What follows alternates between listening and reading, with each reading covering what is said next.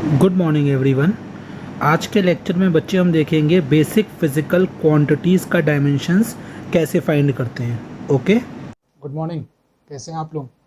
देखिए, सॉरी पहले तो कल लेक्चर आ नहीं पाया, ठीक है, लेकिन अब से लेक्चर रेगुलर बेसिस पे आएगा। ओके, तो लेक्चर स्टार्ट करने से पहले आपको कुछ बातें बता दूं जो सीबीएसई की तरफ से आई हैं।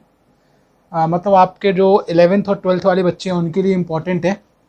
देखिए, बेसिकली जो बच्चे क्वेरी कर रहे हैं मुझसे कि सर क्लासेस कब से लगेंगी या एट्सेट्रा एट्सेट्रा, तो देखिए बच्चे, सीबीएसई ने एक्चुअली एक सर्कुलर निकाला है, ठीक है। इस बात पे भी डिसीजन चल रहा है, तो बहुत सारे लोग मतलब दे रहे हैं अपना कि सर किस तरीके से क्लास लगनी चाहिए, क्या होना चाहिए, वॉट एवर इट इज़। तो कई सारे जो उनके हैं सीनियर्स, उन्होंने इस तरीके से सजेशन दिया है कि आप जुलाई से क्लास लगवाओ। और जुलाई से ये क्लास इस तरीके से लगाने के लिए बोल रहे हैं जैसे first class, third class, fifth class, seventh class, ninth class और 11th क्लास, ठीक है। उसी टाइप से second class, fourth class, sixth class, eighth class, 10th class and 12th class. तो दो सजेशन आए हैं बेटा। पहला सजेशन ये आया है कि जो ये वाला बंच है, ये वाला बंच, इस बंच को आप लगाओ ऑड डेज पर। कब लगाओ? ऑड डेज पर, ठीक है। उसी तरीके से ये वाला बंच है, इसको लगाने के लिए कब बोला जा रहा है? इवन डेज पर। एक तो इस पर डिसीजन चल रहा है कि इन दोनों में क्या होगा, ठीक है। दूसरा ये कहा जा रहा है कि 15 डेज मतलब 15 दिन, 15 डेज आप बुलाओ इस वाले ब्रांच को, मतलब इन बच्चों को, और 15 डेज बुलाओ इनको। समझ रहे हो? मतलब कि पूरे मंथ में आपकी जो अटेंडेंस लगती थी वो कंपलसरी नहीं होगी, 15 दिन इसको और 15 दिन इनको, इस तरीके से बुलाने के लिए सीबीएसई सोच रहा है। तो देखिए, जो होता है आपको मालूम पड़ जाएगा कि इसमें से ये वाला रखते हैं या ये वाला रखते हैं, राइट, जो भी होगा। और दूसरी बात, आपके जो एग्ज़ाम रह गए हैं बेटा, वो एग्ज़ाम होंगे ही होंगे, ठीक है। तो ये बात आप मत सोचिए कि आप एग्ज़ाम नहीं होंगे। Exam will happen and in the like first week और second week of July, right. तो इसके अलावा जो अपडेट आएगा that I will tell you, ठीक है। अब अपने टॉपिक पे आते हैं जो हमको स्टार्ट करना है, डायमेंशन। देखिए, लास्ट क्लास में मैंने आपको डायमेंशन का एक बेसिक आइडिया दिया था, वहीं से दोबारा शुरू करते हैं। देखिए बच्चे, ये समझो सबसे पहले तो फंडामेंटल यूनिट जो मैंने आपको बताई थी, फंडामेंटल यूनिट। देखिए, फंडामेंटल यूनिट 7 थी। कितनी थी? 7। और 7 को अगर हम लोग बांटें तो कितनी थी आपकी? लेंथ था, मास, टाइम, राइट। लेंथ हो गया, मास हो गया, टाइम हो गया, temperature, electric current, luminous intensity और amount of substance. Amount of substance 7 प्रकार की थी: length, mass, time, temperature, current, luminous intensity और अमाउंट ऑफ सब्सटेंस। मतलब ये 7 होती हैं फंडामेंटल यूनिट। क्या होती हैं? Fundamental unit. अब मैंने आपसे कहा था कि फंडामेंटल यूनिट का मतलब होता है जो किसी पे डिपेंड नहीं करती। मतलब जो ये वाला पार्ट है बच्चे, it does not depend on any factor. ये किसी चीज पे डिपेंड नहीं करता। It does not depend on any factor. और इसी तरीके से एक और यूनिट मैंने आपको बताई थी, वो क्या थी? वो थी हमारी डिराइव्ड यूनिट। डिराइव्ड। अब डिराइव्ड क्या थी?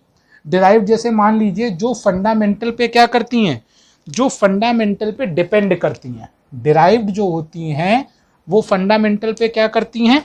They depend.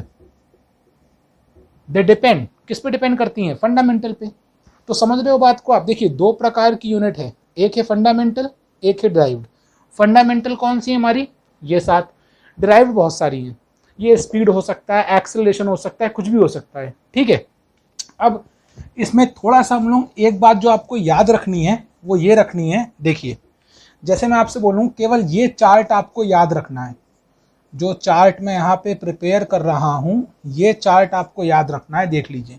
This is very important, this chart is very important for dimension. देखिए यहाँ हम लोग बोलें ये हो गया फिजिकल क्वांटिटी, ये क्या हो गया फिजिकल क्वांटिटी। देखो बिल्कुल आसान करके पढ़ना है फिजिक्स को, ठीक है, इतना कोई हवा बनाने की जरूरत नहीं है कि बड़ा टफ होता है ये होता है, कुछ नहीं होता, बहुत सिंपल होता है, ठीक है। जो आपको बताऊं बस आप उतनी तरीके से पढ़ो और कोई दिक्कत नहीं आने वाली, राइट। फिजिकल क्वांटिटी, उसके बाद अगर हम बात करें फिजिकल क्वांटिटी के साथ इसका सिंबल,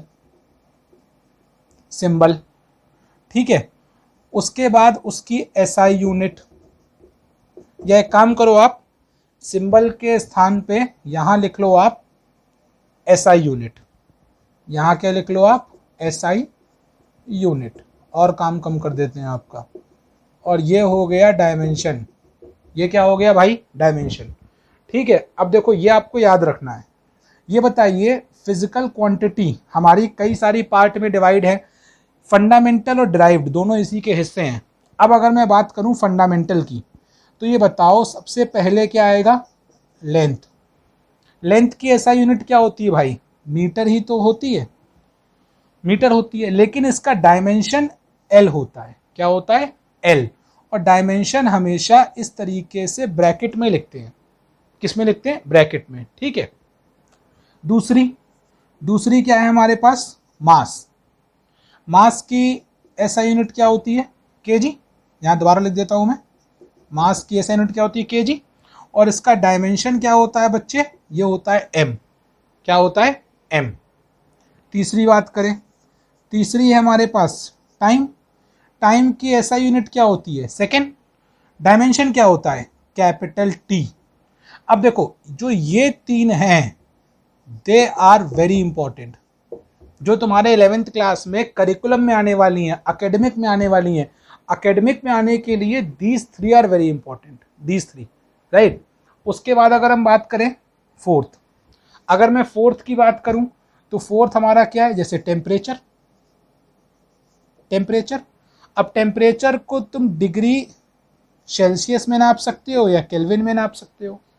इसका जो डायमेंशन होता है, कई सारी बुक्स में थीटा दे रखा होगा और कई सारी बुक्स में आपका के भी दे रखा होगा, तो कंफ्यूज मत होना, ठीक है। उसके बाद बात करें, उसके बाद अगर बात करें हम लोग, तो जैसे मान लीजिए इलेक्ट्रिक करंट, क्या इलेक्ट्रिक करंट, इसकी यूनिट क्या होती है भाई एम्पियर, और इसका डायमेंशन क्या होता है ए, ठीक है। उसके बाद छठा हमारा क्या है, छठा है अमाउंट ऑफ सब्सटेंस, इसकी यूनिट क्या होती है मोल, और सातवां है लुमिनस इंटेंसिटी, लुमिनस इंटेंसिटी, समझ रहे हो बात को, लुमिनस इंटेंसिटी, इसमें लाइट की इंटेंसिटी नापी जाती है और इसकी यूनिट होती है कैंडेला। क्या होती है, इन दोनों के डायमेंशन की आपको नीड नहीं हुई, ठीक है। तो हमारे पास देखो कितने हैं, लेंथ, मास, टाइम, ये तीनों तुमको लर्न करने हैं। These three are very important, okay. इसको आपको लर्न करना है एनी हाउ, ये तीनों। अब ये चार्ट सबसे पहले तो वीडियो को पॉज करना, वीडियो को पॉज करने के बाद तुम्हें बस केवल ये चार्ट प्रिपेयर करना है, बस you just need to learn this chart. अगर आपको ये चार्ट याद हो गया तो दैट इज माय प्रॉमिस, आप कोई भी डायमेंशन आसानी से निकाल लोगे। अब ये चार्ट सबसे पहले लर्न करना, मैं बार बार बोल रहा हूं आपसे, this thing you need to learn, right. अब देखो सवाल लगाते हैं इसके। अब जैसे हम लोग बात करते हैं सवाल की, देखिए अच्छा एक बात और, अब कई सारे टीचर इसमें बोलेंगे कि 20 डायमेंशन याद कर लो, 40 कर लो, 50 कर लो। मैं आपको सीधा सा फंडा बता रहा हूँ, आपको क्या करना है, आपको ऐसा कुछ नहीं करना। आपका फर्स्ट टर्म का सिलेबस, अब इस बार तो लॉकडाउन हो गया, सिचुएशन अलग है तो सिलेबस पता नहीं, लेकिन जो फर्स्ट टर्म का सिलेबस होता है उसमें काइनेमेटिक्स आती है पूरी, न्यूटन लॉ ऑफ मोशन आता है, फ्रिक्शन आता है और वर्क एनर्जी पावर आता है। ये सारे पार्ट आते हैं। कौन कौन से आते हैं, काइनेमेटिक आती है, ठीक है, फ्रिक्शन आता है, न्यूटन लॉ ऑफ मोशन आता है और वर्क एनर्जी पावर आता है, ठीक है, ये वाला पार्ट आता है आपका। देखिए बेटा, ये सिलेबस है आपका, जो फर्स्ट टर्म का सिलेबस है वो मोस्ट प्रोबेबली इतना ही होता है। तो जो टर्म इसमें आएंगे उनके डायमेंशन अपने आप सीख जाओगे। देखो अब तक तुम लोग छोटी क्लास तक, क्लास 9 से जब टीचर तुमको कोई फिजिकल क्वांटिटी पढ़ाता था तो वो बताता था आपको उसका एसआई यूनिट, यस और नो बताते थे। अब से एक बात और बताएगा वो, डायमेंशन। क्या बताएगा? डायमेंशन। समझ रहे हो? तो देखो स्टार्ट करते हैं। जैसे मान लो मैं तुमसे बोलूं कि स्पीड है। अब ज़रा एक बात बताओ, स्पीड का फॉर्मूला क्या होता है?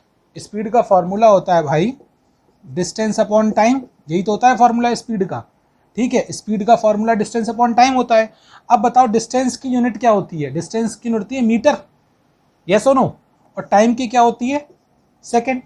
अब बताओ मीटर का डायमेंशन मैंने आपको क्या सिखाया? अभी मीटर का डायमेंशन मैंने आपको सिखाया एल। क्या सिखाया? एल। और सेकेंड का क्या सिखाया? टी। तो इसी चीज को हम लोग स्पीड के डायमेंशन को बच्चे क्या लिख सकते हैं? L T minus one. ध्यान रखना, डायमेंशन को इस तरीके से ब्रैकेट में बंद करते हैं। तो स्पीड का डायमेंशन क्या निकल के आ गया? L T minus one. क्या निकल के आ गया? L T minus one. Next अगर हम लोग बात करें जैसे वेलोसिटी, क्या आएगा? वेलोसिटी। अब अगर वेलोसिटी की बात करें तो वेलोसिटी का फॉर्मूला क्या होता है? Displacement upon time. Displacement upon time. अब अगर डिस्प्लेसमेंट देखें तो देखिए concept wise distance and displacement are two different things, लेकिन डायमेंशन को केवल एक बात से मतलब होता है, वो होती है यूनिट। याद रखना, डायमेंशन को केवल एक बात से मतलब है, और उसको किससे मतलब है? उसको मतलब है यूनिट से। ठीक है, तो डायमेंशन अगर हम बात करें, डिस्प्लेसमेंट की यूनिट क्या होती है? मीटर ही तो होती है। और समय की क्या होती है? सेकेंड। तो इसका डायमेंशन भी बच्चे क्या होगा? L T minus one. यानी अगर आप स्पीड और वेलोसिटी को देखोगे तो in class 9th you must have learn कि सर स्पीड स्केलर है, वेलोसिटी वेक्टर है, स्पीड जीरो नहीं हो सकती, वेलोसिटी जीरो हो सकती है। But here we are talking only in terms of unit. Speed को भी नापते किस में? मीटर पर सेकेंड में। वेलोसिटी को भी किस में नापते हैं? मीटर पर सेकेंड में। तो इस तरीके से आपका क्या हो गया? दोनों की यूनिट क्या हो गई? सेम है। अगर दोनों की यूनिट सेम है बेटा, तो दोनों की यूनिट सेम से दोनों के डायमेंशन क्या होंगे? सेम होंगे। दोनों के डायमेंशन क्या होंगे आपके? सेम होंगे, राइट। इसी तरीके से हम बात करें, जैसे सपोज करो एक्सेलरेशन की। किसकी बात करें? एक्सेलरेशन। देखिए अगर मैं एक्सेलरेशन की बात करूं तो आप लोगों ने एक्सेलरेशन का फॉर्मूला क्या पढ़ा है? Rate of change of velocity. यही तो पढ़ा हुआ है, rate of change of velocity. अब ये बताइए जरा, चेंज का मतलब क्या होता है? यानी delta V upon T which is equal to what? A. यही तो होता है ए। अब ये बताओ जरा, वेलोसिटी की यूनिट क्या होती है? यूनिट, वेलोसिटी की यूनिट होती है मीटर पर सेकेंड। और समय की क्या होती है? सेकेंड। अब जब ये सेकेंड ऊपर जाएगा तो मीटर एस माइनस टू बना कि नहीं बना? यानी कि एक्सेलरेशन की यूनिट बच्चे क्या निकल के आ गई? M S minus two. बताना जरा, मीटर का डायमेंशन मैंने क्या पढ़ाया है? मीटर का डायमेंशन मैंने आपको बताया है एल, और सेकेंड का क्या बताया है? टी। तो एल टी माइनस टू क्या निकल के आ गया? एक्सेलरेशन का डायमेंशन। आया समझ में? तो देखो इस तरीके से हुआ। नेक्स्ट, अगर नेक्स्ट बात करें हम लोग तो बताओ फोर्स। अब देखो फोर्स की अगर बात करें तो बताना जरा, फोर्स का फॉर्मूला क्या होता है? Mass into acceleration. यही तो होता है फोर्स का फॉर्मूला। बताना मास का डायमेंशन क्या होता है? एम। इनटू एक्सेलरेशन का क्या होता है? L T minus two. तो देयरफॉर फोर्स का डायमेंशन क्या निकल के आ गया? M L T minus two. समझ रहे बात को? ब्रेसेस इस तरीके से लगेंगे, like this, M L T minus two. अब इसमें एक बात याद रखिए आप, जैसे डायमेंशन जब करो ना, तो डायमेंशन जब करो तो उसमें कुछ बातें याद रख लो। जैसे स्पीड का डायमेंशन बहुत जगह इस्तेमाल होगा, इसको याद कर लो, एल टी माइनस वन होता है। ठीक है, फोर्स का डायमेंशन होता है क्या? M L T minus two. ये लिखा है मैंने यहाँ पे, ये बहुत जगह इस्तेमाल होगा। ठीक है, एक्सेलरेशन का dimension L T minus to बहुत जगह इस्तेमाल होगा। तो जब स्पीड वर्ड आए तो आप डायरेक्टली क्या पुट कर सकते हो? L T minus one. Force के बदले क्या पुट कर सकते हो, mlt-2। एक्सेलरेशन के बदले क्या पुट कर सकते हो, lt-2। तो अगर तुम्हें छोटे छोटे डायमेंशंस याद होंगे तो बड़े डायमेंशन बड़े आसानी से निकल आएंगे। समझ रहे हो बात को आप। जैसे हम निकालें नेक्स्ट वर्क का निकालें, किसका निकालें, वर्क। अभी मैं उन्हीं फॉर्मूलों को ले रहा हूं जो आप क्लास 9th में पढ़ के आए हो, ठीक है। वर्क, अब देखिए जरा, वर्क की बात करें तो वर्क का फॉर्मूला होता है जो आप लोगों ने छोटी क्लास में पढ़ा है, फोर्स इनटू डिस्प्लेसमेंट। अब देखो, जिस बच्चे को फोर्स का डायमेंशन याद होगा वो तो सीधे पुट कर देगा, सर फोर्स का डायमेंशन होता है mlt-2 और सर डिस्प्लेसमेंट का डायमेंशन होता है l, यही तो होता है। तो आंसर क्या आ गया, ml2t-2। यस और नो, वर्क का डायमेंशन निकल के आ गया, नहीं आ गया। लेकिन जिसको फोर्स का फॉर्मूला याद नहीं होगा वो क्या करेगा, अब वो दोबारा करेगा, सर फोर्स का मतलब होता है मास इनटू एक्सेलरेशन। फिर सर मास का मतलब होता है m, एक्सेलरेशन का मतलब होता है lt-2। इसीलिए मैंने आपसे कहा आपको फोर्स का अगर डायमेंशन याद है तो आप डायरेक्ट पुट कर दोगे यहाँ पे, और पुट कर दोगे तो आंसर निकल आएगा इजीली। समझ रहे हो बात को। तो हमारा वर्क का डायमेंशन क्या निकल के आ गया, ml2t-2। अंडरस्टूड, ठीक है।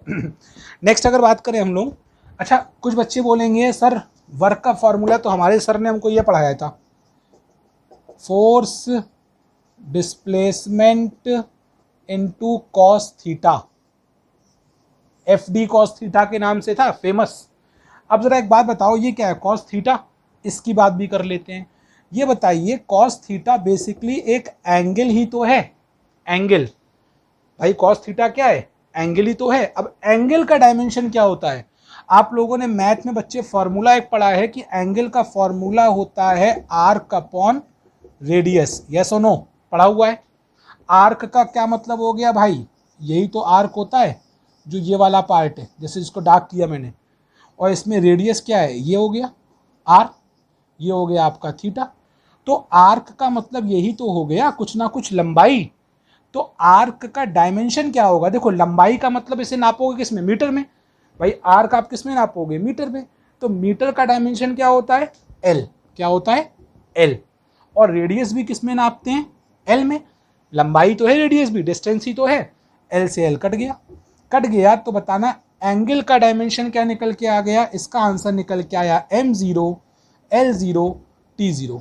इसका मतलब है बेटा कि एंगल होता है आपका डायमेंशन लेस। इसका मतलब एक बात याद रखना, फिजिक्स में आने वाली हर चीज़ के डायमेंशन नहीं होते, कई सारी ऐसी चीज़ें जिसके डायमेंशन नहीं होते, उसमें से एक एंगल है, ठीक है। तो कल हम लोग यही और डिस्कस करेंगे, थोड़े डायमेंशन निकालना, और कल इसकी एक एप्लीकेशन और सीखेंगे। आपका काम क्या है, आपको केवल वो चार्ट को लर्न करना है, ठीक है। बेटा यहाँ वीडियो पॉज करिए और इन सब के डायमेंशंस फाइंड करिए, ओके। और आपके पास शाम को 7 बजे तक लेक्चर आ जाएगा फिजिक्स का। कितने बजे, 7 बजे तक। इस टाइम पे वेट करना, पूरा आपका जो सिलेबस है फर्स्ट टर्म का या 11th क्लास की पूरी physics, that I will cover, okay, आसानी से, ठीक है। बस केवल चैनल को फॉलो करो, पूरा आपका जो सिलेबस है वो मैं कवर करा दूंगा, ठीक है। तो if you like the video then subscribe our channel and don't forget to hit the notification bell, okay. Thank you.